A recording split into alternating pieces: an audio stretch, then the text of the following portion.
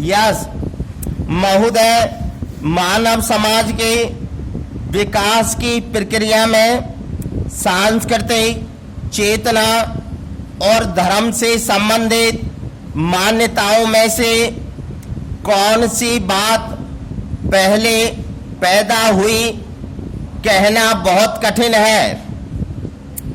हम संस्कृति शब्द का प्रयोग बहुत व्यापक अर्थ में करते हैं, परंतु यह भली भांति सोचा जा सकता है कि सामाजिक जीवन के प्रारंभिक चरणों में मनुष्य ने अवश्य ही संस्कृति को निश्चित और संकुचित अर्थ में ही प्रयोग किया होगा।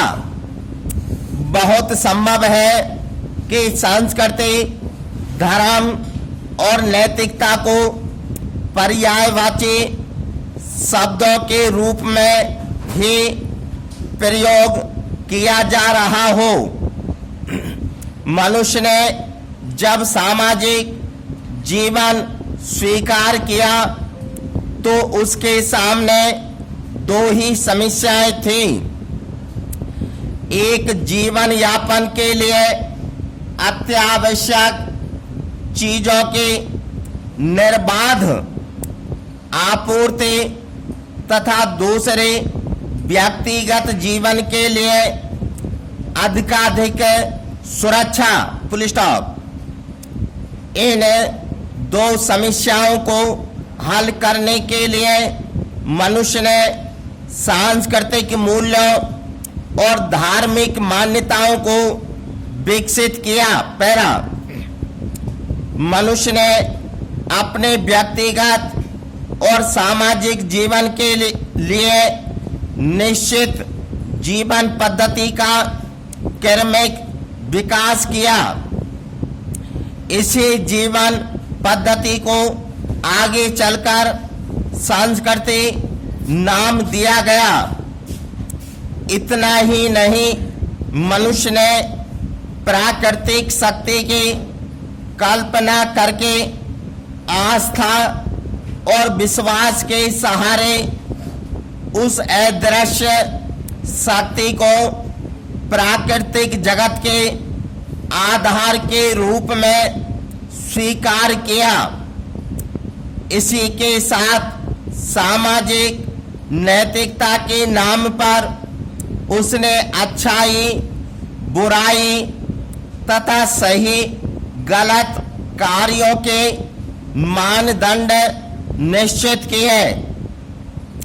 समय और समाज के विकास की प्रक्रिया के साथ मनुष्य ने अपने अनुभव, ज्ञान और परिस्थितियों के आधार पर धर्म और संस्कृति की अलग अलग व्याख्या की है और अब संभवतः कोई भी इनको पर्यायवाची शब्द नहीं मानता।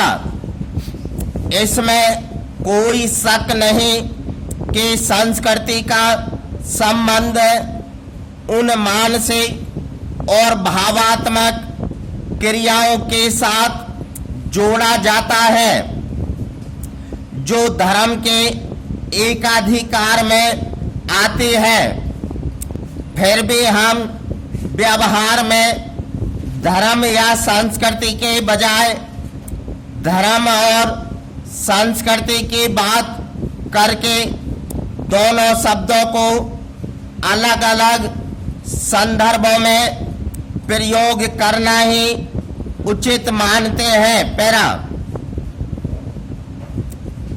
संस्कृति एक व्यापक शब्द है।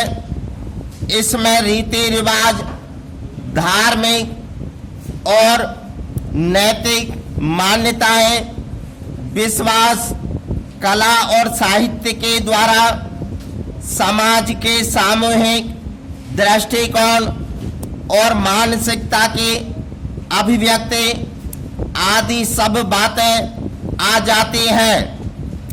किसी समाज विशेष की संस्कृति जानने के लिए यह आवश्यक है कि हम उसके सामान्य जीवन दर्शन का पता लगाएं तथा लोगों में उठने, बैठने, खाने, पीने के तौर तरीकों का समुचित ज्ञान प्राप्त करें। स्टॉप।